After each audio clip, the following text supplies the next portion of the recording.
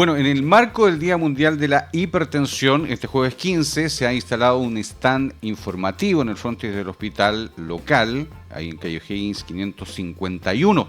Bueno, para hablar precisamente de la promoción de la conciencia sobre la importancia de prevenir, diagnosticar a tiempo y controlar la hipertensión arterial, tomamos contacto con el médico internista José Sucre, a quien le agradecemos enormemente estos minutos de conversación. ¿Cómo está, doctor? Muy bien, buenos días. Gracias realmente por la oportunidad que nos estás dando de compartir hoy a través de Sombras con nuestra comunidad melipiana en esta jornada sobre la hipertensión arterial acá en el hospital de Melipilla. Muchas gracias, de verdad.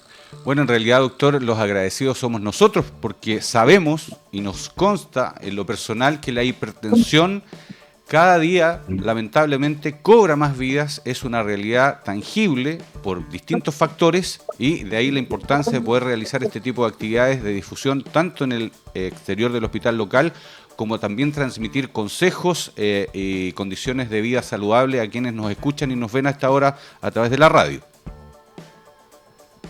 Sí, exactamente. La jornada de hoy la hemos adelantado porque realmente el día de la hipertensión es el 17, perdón. Pero decidimos hacerla hoy día 15 porque, a ver, la afluencia de pacientes y de acompañantes al CDT del hospital es significativa y hemos aprovechado la instancia para hacer concientización, bien sea a través de material impreso como tríptico, típico. Tenemos un grupo de nutricionistas que están haciendo recomendaciones de la alimentación ideal para el paciente hipertenso. Hemos tenido la participación de internos de las universidades que también están entregando material educativo y estamos haciendo también controles de hipertensión arterial con funcionarios de nuestro hospital. En cualquier paciente que se quiera tomar la atención o que es hipertenso puede venir en este momento y con bastante gusto lo vamos a recibir acá en el frontis de nuestro hospital. La idea es educar, la idea es concientizar, la idea es dar consejos de cómo hacer para evitar la hipertensión y para que los pacientes que ya son hipertensos por lo menos tengan opciones de mejorar su control, bien sea con recomendaciones farmacológicas o no farmacológicas, y es la idea de esta jornada realmente.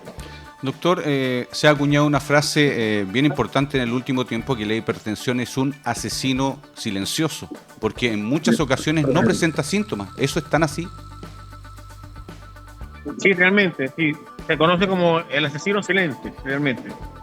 Como lo dices tú, de hecho, los pacientes muchas veces llegan ya.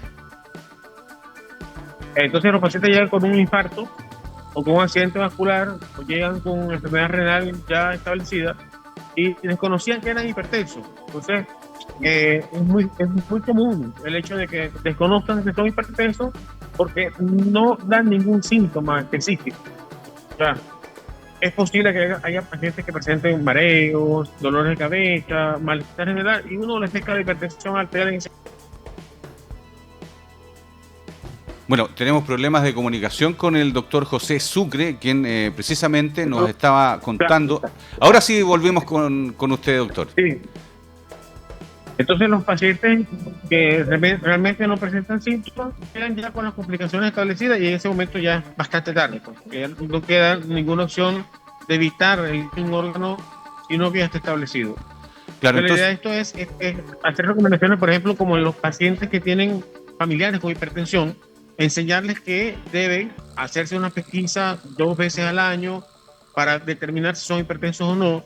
Consejos como evitar el sedentarismo, hacer ejercicio, un sueño reparador, completo, alimentarse con poca sal, no fumar, evitar el sobrepeso, que son consejos fundamentales que uno les da a los pacientes para hacer la prevención y el tratamiento de la hipertensión arterial. Claro, está también el azúcar, doctor, ¿está relacionada directamente con la hipertensión? Efectivamente, el azúcar, o sea, la glicemia ahora es uno de los factores que se ha agregado. O sea, de hecho, hay muchos pacientes que primero son hipertensos y luego se hacen diabéticos. Claro.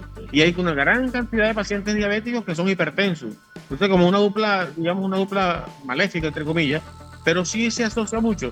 Tal vez ese mal alimentarse influye en esa hiperglicemia que también es muy dañina, porque realmente tanto el tema de la diabetes como de la hipertensión, al fin lo que hacen es hacer un daño en el sistema vascular y aparecen las complicaciones, la insuficiencia cardíaca, la enfermedad renal, el accidente vascular. Entonces, es fundamental el tema del control metabólico de la glicemia también, como lo comentan.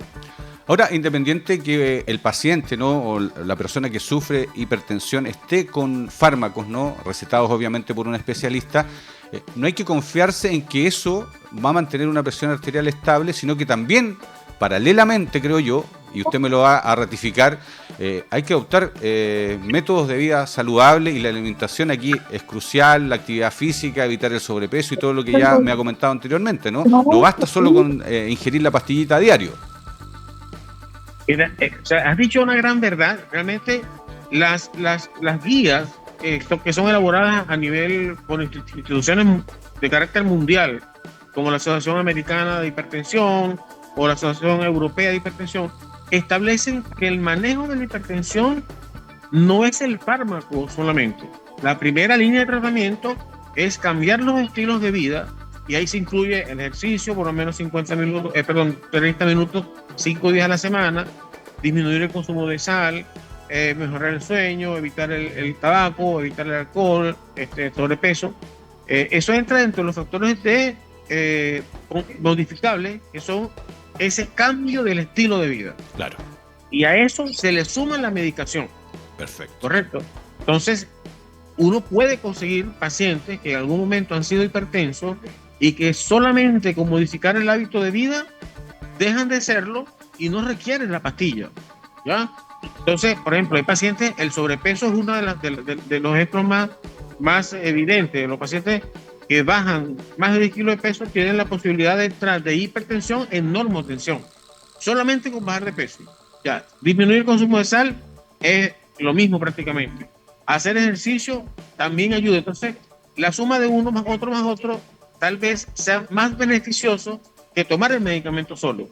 ¿Ya? Entonces, no necesariamente tiene que ser la pastilla, como hablamos, sino que cambiar los estilos de vida es la columna vertebral del tratamiento del hipertenso. Ahora, si lográsemos cambiar el hábito de vida, sería ideal. Claro, espectacular, ¿no? Ahora, en los rangos, ¿no?, en términos de números, ¿cuándo se considera hipertensión? Porque sabemos que esto no es la misma presión que uno pueda tener en condiciones normales a los 20, a los 30, 50, 60 años, ¿no? ¿Cuándo ustedes, como especialistas, hablan que ya tenemos hipertensión y que hay que preocuparse y hacer caso de todo lo que usted ha recomendado, doctor? Mira, actualmente el término como tal de hipertensión es cuando la presión arterial está por encima de 140/90. Perfecto. Por encima de eso es hipertenso. Ya. Un paciente con la tensión arterial ideal ronda los 120/70. Es lo ideal. Ajá. ¿Ya? Entre 120 y 139 y 70 y 89 se considera como tensión arterial alta. Pero hipertenso ya como patología es de 140/90 en adelante, ¿ya? Entonces, cualquier paciente, cualquier persona que se tome por primera vez la tensión arterial y tenga más de 140/90, lo ideal es que se haga una segunda toma en otro día. Ajá. Si vuelve a salir por encima de 140/90 con 2 tomas, ya se confirma como hipertenso. Claro. Esa es la manera más común y más fácil, porque hay otra manera de determinarlas con equipos como el monitoreo ambulatorio, que es el famoso mapa, que son equipos que se ponen al paciente por 24 horas. Ese es el Holter, ¿no? Ese es el Holter de presión arterial, correcto. O mapa, que es el monitoreo ambulatorio de presión arterial. Entonces, esa es otra forma de hacerlo, pero es un costo, no todos los pacientes tienen acceso, ¿ya? Entonces, uno le da la opción de que se tome la atención en días diferentes, y si en esos 2 días está por encima de 140/90, es un paciente hipertenso ya diagnosticado y va a tratamiento.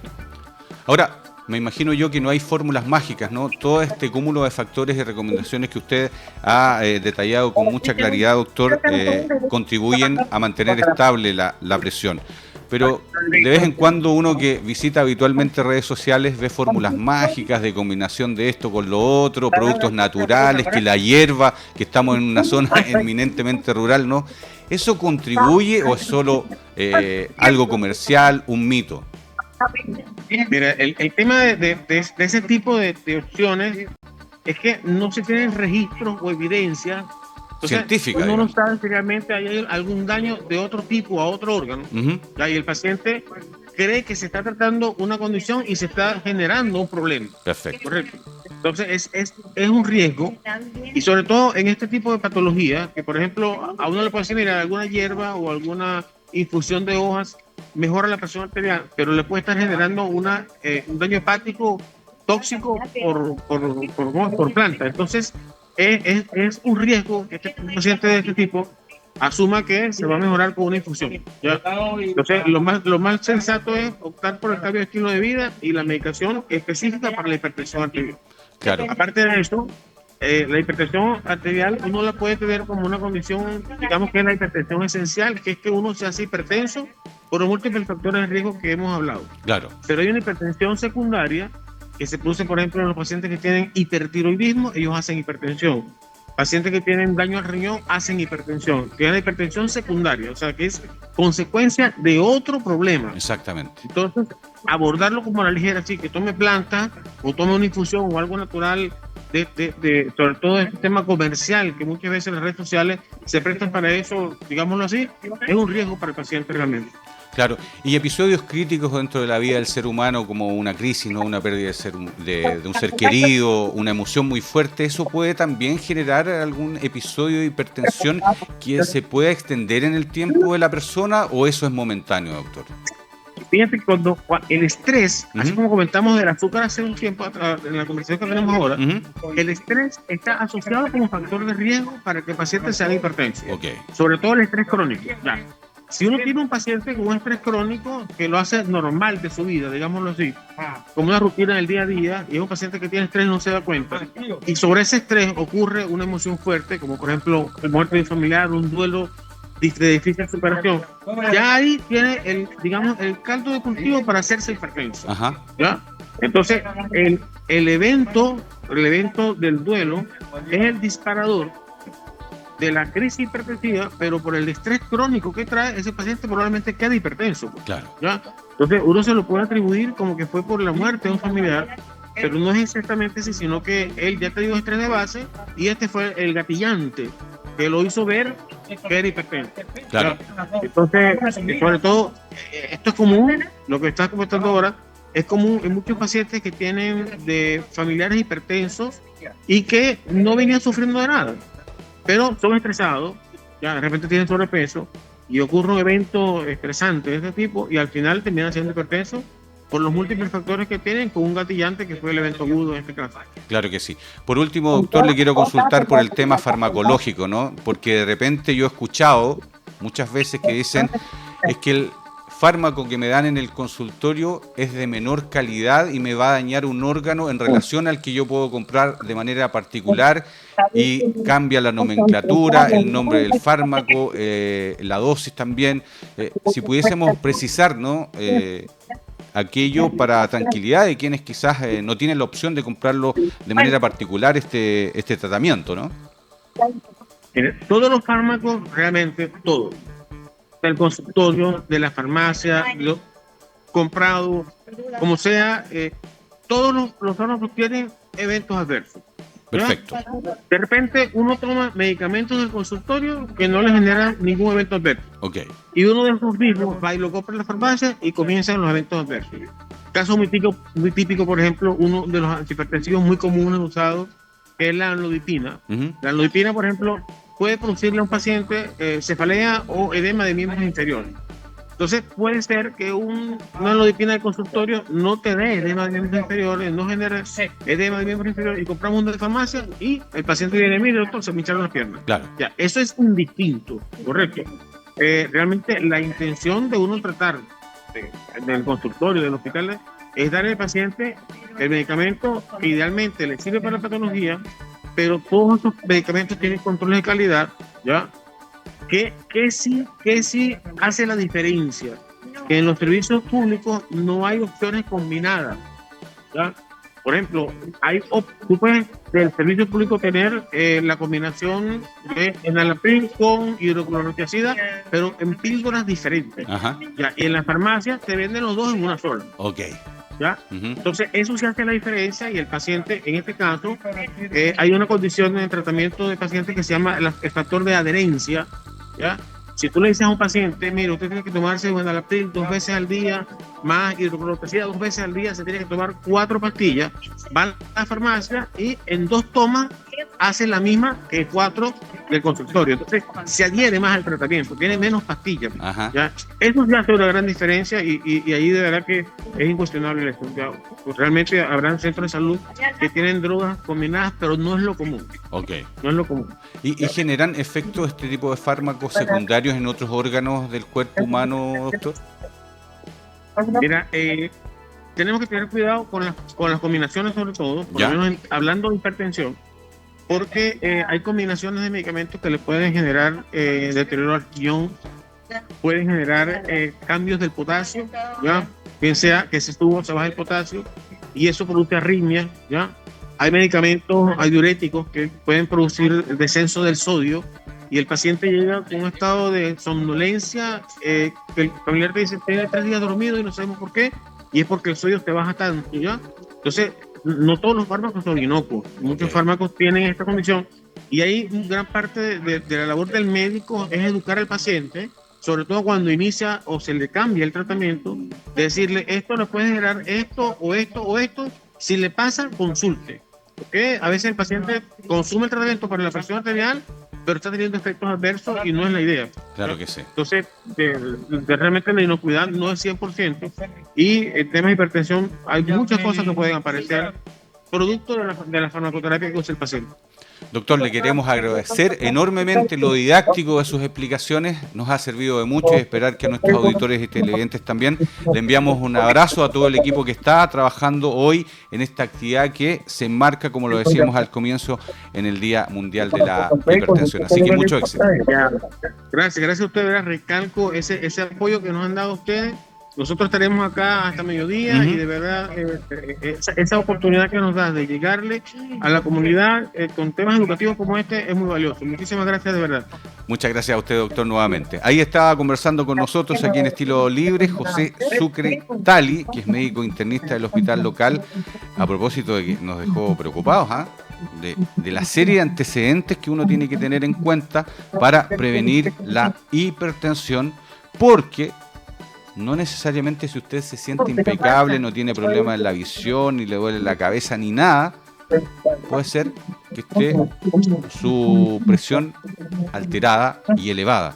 Por lo tanto, si usted en cualquier instancia de la vida está ante la presencia de un equipo médico y puede tomarse la presión, hágalo para que detecte a tiempo todo lo que pueda significar de aquí en adelante mejorar su salud. Y para qué decir de la alimentación saludable, la actividad física, el evitar el consumo de sal, azúcar, alcohol, cigarrillos, bueno, eso corre para todo. Así que le agradecemos nuevamente al doctor, al médico internista José Sucre del hospital local por esta tremenda conversación respecto a un tema que cada vez afecta a más chilenos. Estimado Juan Pablo, nos vamos a la pausa y ya volvemos con más Estilo Libre en día jueves a través de la 107.9. Música, noticias y opinión. Ya volvemos con Estilo Libre por la 107.9. FM Sombras.